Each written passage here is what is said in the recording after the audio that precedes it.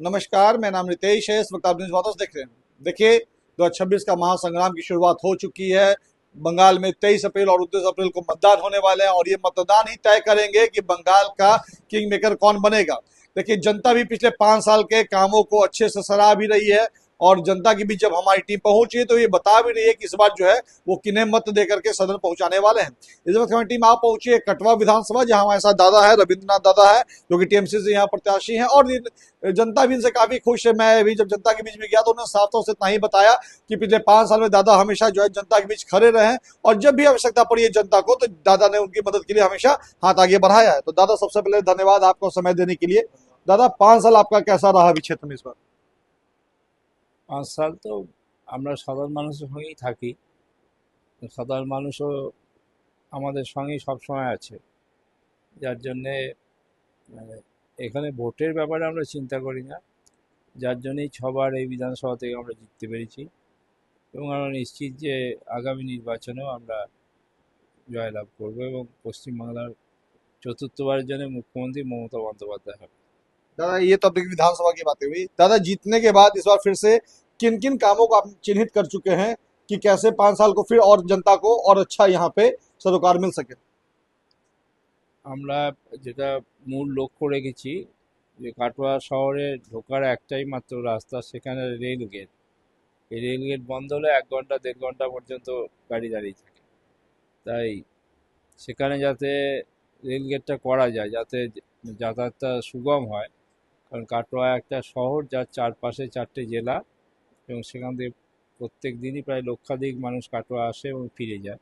তাই ট্রান্সপোর্টেশন সিস্টেমটাকে যদি ঠিক করা যায় সেটার উপর আমরা জোর দিয়েছি। ঠিক তেমনি কাটোয়ায় ভাগীরথী ফেরিঘাট যদি একটা ব্রিজ করা যায় তাহলে মানুষের সুবিধা হয়, কারণ ভাগীরথীতে এখন সবসময় প্রচুর জল থাকে এবং এমনি নৌকা চলাচল করার ক্ষেত্রে সবসময় প্রাণহানির আশঙ্কা থাকে।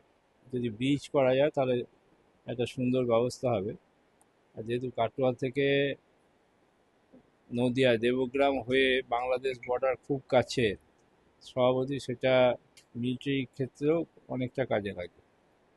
दादा, दीदी ने मैनिफेस्टो जारी किया है। मैनिफेस्टो में रोजगारों के प्रति जो है रोजगार भत्ता जो है बढ़ा दिया गया, महिलाओं की जो राशि थी वो बढ़ाई दी गई है। दादा, जनता इससे काफी खुश है और जनता ये भी कह रही है कि इस बार फिर से दीदी को ही लाएंगे। क्या लगता है दादा, इससे जनता को, जितने भी गरीब जनता है उसको कितनी मदद पहुंचेगी दीदी के इस मैनिफेस्टो से? দিদি ম্যানিফেস্টো তো গরিবদের জন্যই হয়। পশ্চিমবঙ্গে এটা খুব লক্ষণীয় দিক যে বিত্তশালী মানুষ তৃণমূল কংগ্রেসের সঙ্গে নেই। খেটে খাওয়া গরিব মানুষ, নিম্ন মধ্যবিত্ত, মধ্যবিত্ত, এই মানুষই সঙ্গে আছে মমতা ব্যানার্জির সঙ্গে। এবং মমতা ব্যানার্জি যে প্রকল্পগুলো ঘোষণা করছেন সেগুলো সেই মানুষগুলোর কাজে লাগার জন্যই করছেন।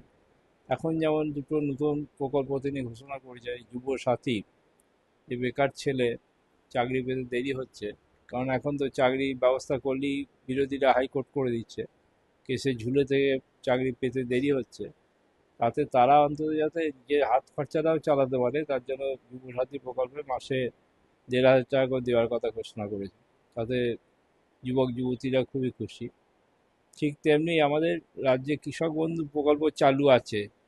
কৃষক বন্ধু প্রকল্পে যা 1 শতক জমি আছে সে সাহায্য পায়, কিন্তু যে লোকটার জমিই নেই, প্রকৃতপক্ষে কৃষি শ্রমিক, তাদের জন্য আবার একটা প্রকল্প তিনি ঘোষণা করেছেন, বছরে দুবার 2,000 টাকা করে 4,000 টাকা দেওয়া। এতে সাধারণ খেটে খাওয়া কৃষক তারাও যথেষ্ট সন্তুষ্ট।